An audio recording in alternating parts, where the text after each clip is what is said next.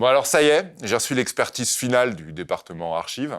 Ils affirment qu'on a plus parlé de Oasis que de Batman en 3 ans de Joe et Nico. Bah oui. J'ai du mal à y croire quand même. Ouais, non, mais tu vois, je te le dis depuis le début. Donc, pour rétablir l'équilibre... il faut parler de Batman. T'as le droit à un épisode spécial, valable entre maintenant et... Maintenant, je suis prêt, c'est bon. Impeccable. De toute façon, c'est un épisode en collaboration avec Allociné, donc on n'allait pas non plus parler de Britpop, quoi. C'est vrai.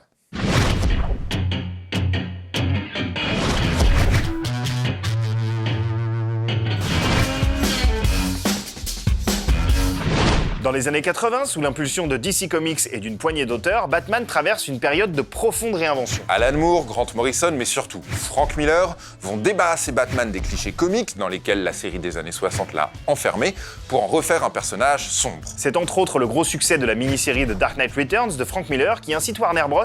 À donner le feu vert aux producteurs Peter Gubbers, John Peters et Michael Uslan pour la production d'un film Batman. Uslan tentait de vendre ce projet à Hollywood depuis les années 70. Après plusieurs faux départs et projets avortés, le film semble enfin sur de bons rails avec l'arrivée en 86 d'un jeune représentant d'une nouvelle génération de réalisateurs. Tim Burton a 28 ans, son Batman va tout changer. Si aujourd'hui le choix de Tim Burton nous paraît évident pour Batman, à la fin des années 80, le réalisateur est plutôt un outsider. I actually, didn't quite get the green light until Beetlejuice was released. I think they were sort of waiting to see. I mean, they believed in me, but I think there was that final piece of the puzzle, like, well, did his last movie is it going to make some money, And so once the first weekend, once Beetlejuice opened, it looked like it was going to be a relatively, be okay. That's when we got the green light to do Batman. I mean, I'd been working on it though up until that point. Tim Burton au début, à la fin des années 80, c'est un réalisateur qui débute vraiment. En fait, c'est un ancien animateur des studios Disney qui a travaillé sur Roxy Rookie notamment et sur Taram et le Chaudron Magique, et qui se sentait pas du tout à l'aise avec l'esprit Disney, ce qu'on peut comprendre quand on voit sa filmographie. Il avait réalisé 2 courts-métrages, et en fait, il passe au long-métrage en 85 avec un film qui s'appelle Pee-wee Big's Adventure, qui était une commande de Warner. Il se trouve que Pee-wee rencontre un super succès. Il est sur le coup, en tout cas pour Batman. Les droits sont là-bas depuis 1979 environ. Mais la Warner n'est pas encore super confiante, même s'ils lui diront jamais frontalement. Ce que Warner voulait, c'était ne pas refaire la série des années 60 qui était complètement kitsch, colorée, qui était vraiment une parodie. Là, ils voulaient quelque chose de sombre, beaucoup plus en phase avec ce qu'on connaît du personnage, et peut-être que l'univers de Burton collait beaucoup mieux avec leur vision pour eux. Alors Burton, c'est un choix assez risqué, oui. Après, il a quand même fait ses preuves auparavant sur d'autres films. Ce qui est risqué, c'est surtout son choix de casting, qui va provoquer un certain nombre de réactions plutôt négatives de la part des fans particulièrement. Le tout Hollywood, les noms ont circulé, on a parlé de Tom Cruise, on a parlé de Harrison Ford aussi à un moment, Stallone apparemment aurait refusé, Al Pacino était pas très motivé non plus, vraiment tout a circulé sauf le nom de Michael Keaton, et pourtant c'est lui que Burton voulait parce qu'il l'avait dirigé dans Beetlejuice, et ce qu'il voulait en fait c'est un acteur qui était inattendu dans le rôle. C'est-à-dire, Michael Keaton, il venait du stand-up, donc déjà, pour un rôle aussi sombre, c'était un peu étrange.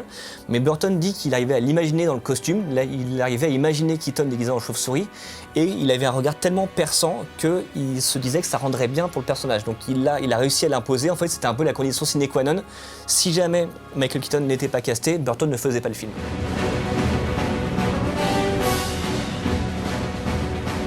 Il y a à peu près 50 000 lettres qui sont envoyées à la Warner de la part des fans. Il y a une vraie mobilisation, il y a un vrai rejet du marketing, il y a un vrai rejet en tout cas de toute la com qui va être faite autour du film. Il y a des fans qui déchirent les plaquettes de presse, du film, de tout. C'est vraiment une catastrophe. Il y a des tribunes qui sont écrites dans le Los Angeles Times, dans le Wall Street Journal, qui font des unes. Donc c'est vraiment, la Warner perd en fait sa cote en bourse. C'est vraiment huge ce qui se passe à ce moment-là. Et il faut savoir que Bob Kane, le créateur de Batman, lui aussi avait des doutes. Donc quand tu pars comme ça, en sachant que le créateur du personnage que tu vas incarner est moyen chaud de savoir que tu vas l'incarner, c'est un peu dur, je pense. What are you? I'm Batman. There was a conversation about who should play the Joker. And there were, as with Batman, there were names, Robin Williams, so many actors wanted to be the Joker that everyone had to be dealt with appropriately. Jack Nicholson as the Joker, I mean, it's like, You didn't have to be a casting director. Nobody even have to say anything. I mean, that was just everybody's first choice because he is the Joker. I mean, there's just no question about it. The fear is almost more like he's almost too perfect, but I mean, he's so great that he even transcends that. You know, he even goes beyond your expectations just because he's so good. Jack is dead, my friend. You can call me Joker. And as you can see, I'm a lot happier. Il a quand même hésité longtemps avant d'accepter et il y a même ça a failli jouer contre lui parce que la Warner, voyant qu'il hésitait, a approché Robin Williams. Robin Williams était même d'accord, sauf que Jack Nicholson a fini par le savoir et il a dit bah non, dans ce cas-là, moi j'ai envie de, finalement ça m'intéresse, je vais jouer le Joker. Et Robin Williams d'ailleurs l'a mal pris parce qu'il a senti qu'il avait été utilisé pour faire signer Jack Nicholson et quelques années plus tard la Warner est revenue le voir pour jouer l'homme mystère dans Batman Forever et il a catégoriquement refusé. Bah, Jack Nicholson c'est un vrai filou donc effectivement il va accepter pour une somme assez astronomique d'argent de faire le rôle mais pas que. En fait il demande à être intéressé aux recettes du box-office et surtout il demande à être payé aussi par rapport au marketing et aux produits dérivés et donc il a vraiment un sacré instinct parce que c'est ce qui va faire de lui un mec super blindé quoi. Ah bah oui, ça lui a rapporté 60 millions de dollars en tout entre son salaire et le pourcentage sur les recettes du film qui ont été énormes. Le film a rapporté plus de 400 millions de dollars. Donc je sais pas quelle a été sa part dessus, mais c'est colossal, surtout à l'époque, parce que maintenant, voilà, quand on voit Robert Downey Jr. sur les Avengers, il touche beaucoup plus que ça en salaire, mais voilà, les prix, il y a eu l'inflation. À l'époque, 60 millions de dollars, c'est un record qui a duré pendant une vingtaine d'années. Sacré Jack. L'ensemble du casting confirmé, le tournage commence au studio de Pinewood, territoire mythique de tournage de Star Wars et James Bond. Pinewood Studios seemed like a really prime candidate because it had the space and it had a backlot area where you could build out on, which was nice. And it was, had the artists and, talented people to make a project like that go. And for me, it's a way of sort of being away from all of the business side, trying to focus on the movie. Le décorateur, c'est Anton Furst, qui a aussi travaillé sur Full Metal Jacket et qui est assez fou en fait, et qui va décider de d'ériger en fait ces grands bâtiments travailler sur la verticalité de la ville. Il veut donner un côté hyper sombre en fait à Gotham. Il veut que ça soit une espèce d'enfer qui jaillirait des pavés. Et c'est ça aussi qui dénote une nouvelle vision de l'univers de Batman. C'est aussi cette obscurité, il y a très très peu de scènes de jour dans le premier Batman, mais aussi parce que ça reflète la personnalité du personnage.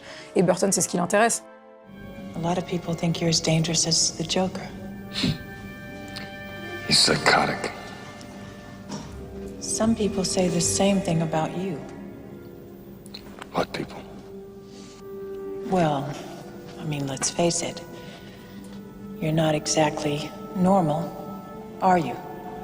It's not exactly a normal world, is it? Quand tu fais Pee-wee Big Adventure, qui est une commande, il n'y avait pas beaucoup d'enjeux. Beetlejuice, c'était un projet qui était personnel que Warner a soutenu mais qui coûtait pas très cher.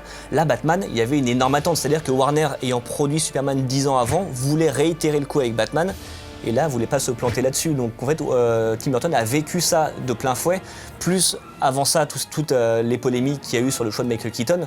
Donc ça a été un tournage, en fait, il l'a dit lui-même qu'il a très mal vécu. It was a difficult shoot because it was, for the entire shoot, it was a 6-day shoot.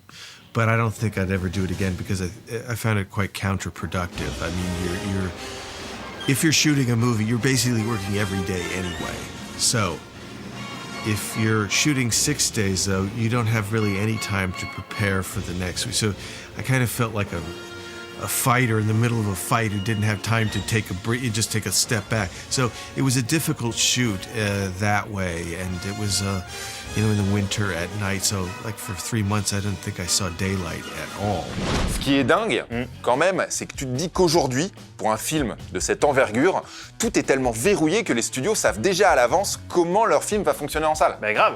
Le premier Batman de Burton, c'est justement une étape qui fait entrer le blockbuster dans l'ère moderne et déclenche, ou tout du moins relance et amplifie ce qu'on a appelé en 1989 la Batmania. C'est pas au niveau de la Joe Unicomania qui a enivré le public de la Comic-Con Paris, mais c'est pas loin. Les semaines qui précèdent sa sortie, Batman fait déjà énormément parler de lui. Jack Nicholson lui-même fait la pub du film en disant à qui voulait l'entendre qu'aucun spécialiste ne peut estimer à quel point Batman allait cartonner. The year it's coming out, I'm down to the Oscars, where all of show business is there and so forth. and I run Jack Valenti. Friend of mine comes up to me. I'm in the toilet catching a break downstairs, and Jack comes up and says, well, you know, he's very enthusiastic, man, I'm the Batman. And into my head flew this. I looked him in the eye and said, Jack, let me tell you something serious. There isn't a single person in the movie industry qualified to estimate the top on Batman. He said, what? You guy, what? You know, the movie's not out yet, but this is my idea of street publicity. You know, I got Jack Valenti, I know. And sure enough, that show was not over before the story was starting to come back to me from the people who were at the Oscars this year. So I knew I'd done a real good job of guerrilla promotion with that. De son côté, la production veut faire taire les rumeurs selon lesquelles le film renouerait avec l'esprit comique de la série des années 60 et trouve la solution. En termes de marketing, il faut savoir que la Warner a quand même été un petit peu embêtée par toutes les rumeurs qui ont circulé sur la production compliquée, sur les différends qu'il y a eu avec Burton. Donc ils ont fait monter une bande-annonce un peu à la hâte pour la diffuser dans des cinémas. Elle a notamment été diffusée auprès de spectateurs qui ne savaient pas du tout que ça allait être diffusé. Ils ont reçu une standing ovation. Et après, en fait, c'est devenu presque une légende. Il y a une bande-annonce de Batman qui circule dans les cinémas, et c'est au point que des cinémas ont déclaré que des gens venaient. Ils payaient leur place pour la séance, ils restaient à regarder la bande-annonce et ils s'en allaient. I'll never forget that trailer. Such an amazing trailer they put out. The first trailer for the movie, which some people call a teaser. I flat out call it a trailer because it showed a lot of footage and kind of give you a hint of the plot. You know, they really literally could have had somebody come out with a chalkboard and just wrote Batman. That could have been the whole trailer and all of us would have been like, ah!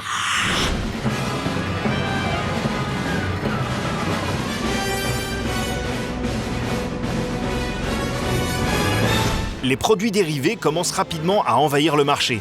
Les consommateurs s'arrachent le moindre objet à l'effigie de Batman avant même la sortie du film. La Warner a créé un monstre médiatique.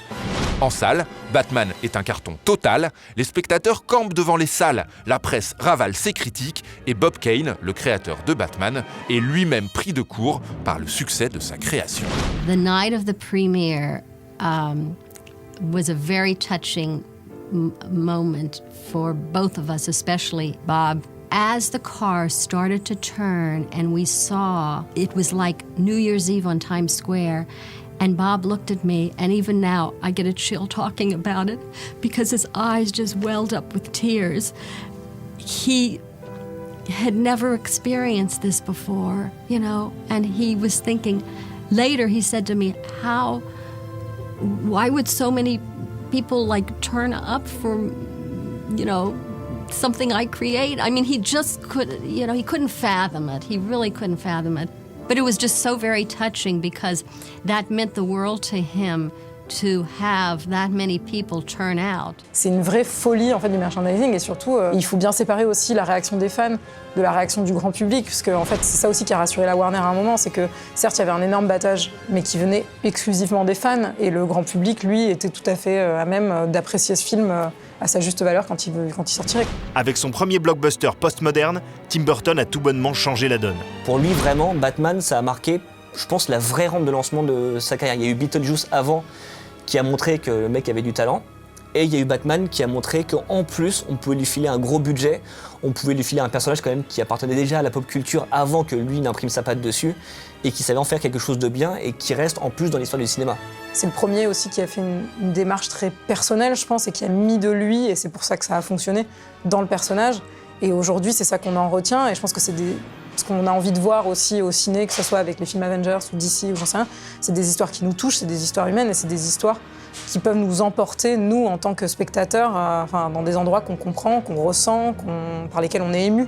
Et je pense que c'est là-dedans que Burton a réussi à marquer son temps. Et aujourd'hui, quand tu revois le Batman de Burton alors qu'il a 30 ans, il est toujours aussi bien, quoi, aussi impressionnant. Après Batman, Burton réalise un de ses plus beaux films, une parenthèse mélancolique au budget bien moins conséquent qu'un Batman, Edward aux mains d'argent. Mais le réalisateur revient bien vite à Gotham City et réalise en 92 le magistral et controversé Batman Returns, une trajectoire complètement différente de celle de son premier Batman, un film purement burtonien. Une histoire qu'on vous garde au chaud pour un prochain Joe et Nico. Batman.